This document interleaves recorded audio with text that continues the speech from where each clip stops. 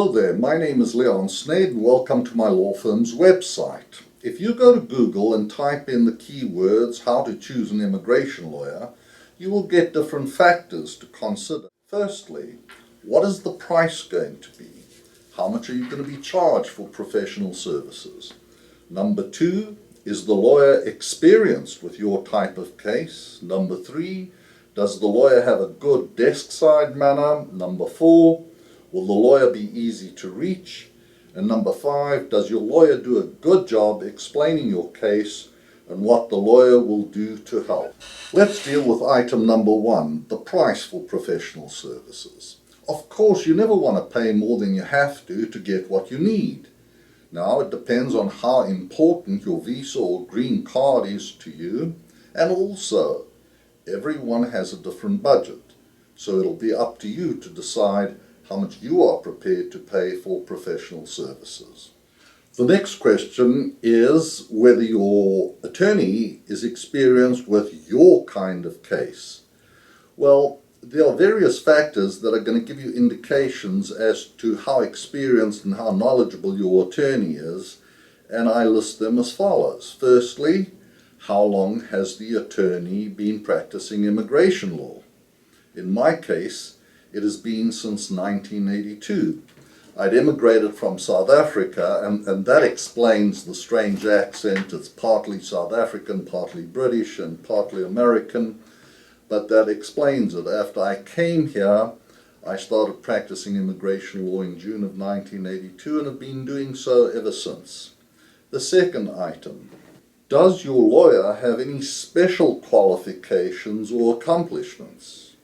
Number three, does your lawyer have skills necessary to do your case?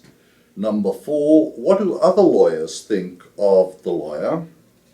And number five, what do his clients think of him? Well, the first question is how many cases has the attorney done?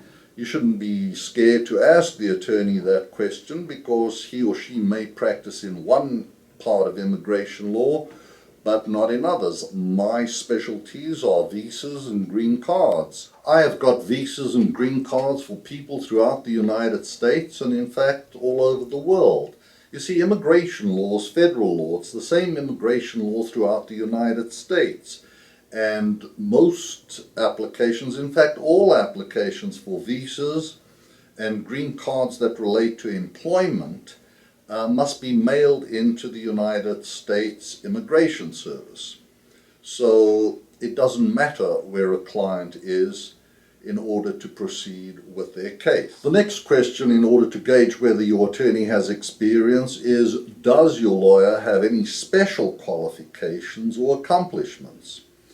Well, in the state of California, it is possible for attorneys to apply to the State Bar of California to be designated as immigration law specialists. This is also true in a few other states within the United States. In order for an attorney to call himself or herself a specialist, he must pass the necessary requirements in order to get that designation. First of all, there's a full-day exam on advanced and complicated immigration questions. Secondly, the lawyer must prove to the State Bar that he has completed a certain number of immigration cases in different areas of immigration, and in order to maintain the specialization status, he has got to do continuing education so that he can renew his or her specialization every 5 years. I've been a specialist since 2003 and I've renewed my specialization a few times. In my case, I've been an immigration law specialist since 2003 and I've renewed my specialization a few times. The fact that a person is an immigration law specialist is something given by the State Bar of California. It is something that is not bought, and it is a very good indication whether the attorney is experienced and knowledgeable in immigration law. For the last 10 years, the number of immigration lawyers who are specialized, or who have been certified as specialists, has ranged from about 140 to about 190. and there are thousands of lawyers within California who do practice immigration law. The next item is, does your attorney have the necessary skills to do your particular case? Now this is quite an interesting one, because who is your attorney? You may go to a law firm where you are interviewed by a senior attorney with lots of experience, maybe even specialized, and then sign a fee agreement only to find out that your case is really being taken care of by a junior associate or paralegal. You want to know who is actually going to be running your case. A good way to determine whether your attorney is skilled is to find out, what do other lawyers think of your attorney?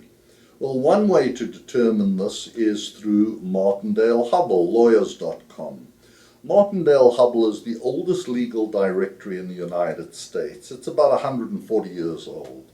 And lawyers all over the country use this to find other lawyers in other cities who they can refer their clients to, or lawyers in other specialties that they can refer their clients to. Martindale-Hubbell have a system of rating lawyers.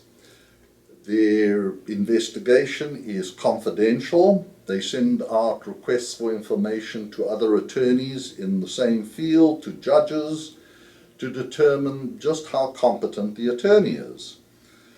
They have three different ratings. They have the CV rating, which means an attorney is good to very good and ethical. They have the BV rating, which is very good to excellent and ethical. And they have the AV rating, which is an attorney is preeminent in his field and ethical. I'm proud to state that I have the AV rating from Martindale-Hubbell. The next item is whether your lawyer will be easy to reach. This can become a problem sometimes if you are interviewed by a senior attorney and then find your case is with a junior associate or a paralegal, and you want to get to the senior attorney and you leave messages. That could be an issue. You've got to sort out with your attorney who's going to be responsible for returning calls and how long you can expect to wait to get your call returned. Finally, the most important factor is, what do other clients of the attorney think about him or her? This you'll find under reviews.